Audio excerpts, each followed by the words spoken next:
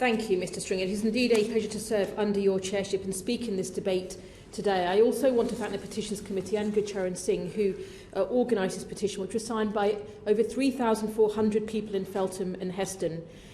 Indeed, it is a great concern to many of my constituents and even to those of other members, including the Honourable Member for Brentford-Kniserworth, who was unable to join today. We have friends and family deeply affected by this situation who understandably feel anxious that things could escalate further. And indeed, our local Gurdwara in Hounslow has raised this issue with us. My own family 2 generations ago worked in the agriculture in Punjab. We are all friends of India, and this is another reason why this issue cuts very deep. Men and women have been away from their families on a protest that has now gone on for over 100 days, day after day in incredibly tough conditions. Indeed, you will see on the front of Time magazine this week, the week of International Women's Day, 3 generations of women forming part of the protest. According to Oxfam India, 85% of rural women work in agriculture. And Mr Stringer, we know this is an issue that must be resolved through discussions and democratic means in India alone. But in doing that, along with democracy, is a right to press freedoms and safety of protesters.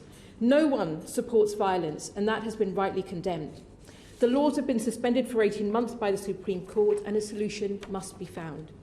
Whilst protests have been largest in Punjab, Haryana and Western UP, there have been smaller protests across the country, with people of different faiths. This is not a religious dispute. The Indian government have said they will preserve the MSP, but this doesn't yet have a legislative base. The laws have led to a fear over income and livelihoods. Experience in other countries has suggested that, contrary to improving farmers' incomes, corporatisation has depressed them, and it needs to be debated.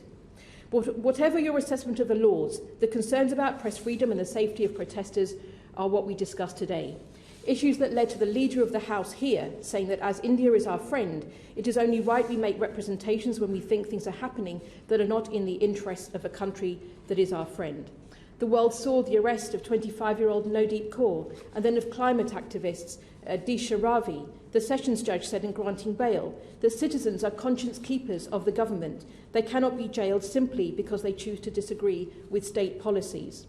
Medical support staff have been beaten at rallies. Concerns have been raised about journalists. The Sikh Human Rights Group, an NGO with special consultative status at the UN, has received highly credible evidence in the form of 20-plus first instance report, or FIRs, from the senior advocate overseeing cases of allegations and charges that are unsustainable being made by the police. And indeed, those who have made any comment against the abuses have been subject to a tirade of abuse from far-right forces. Indeed, approach against Gurdwaras in 3 cities Order. 3 weeks ago.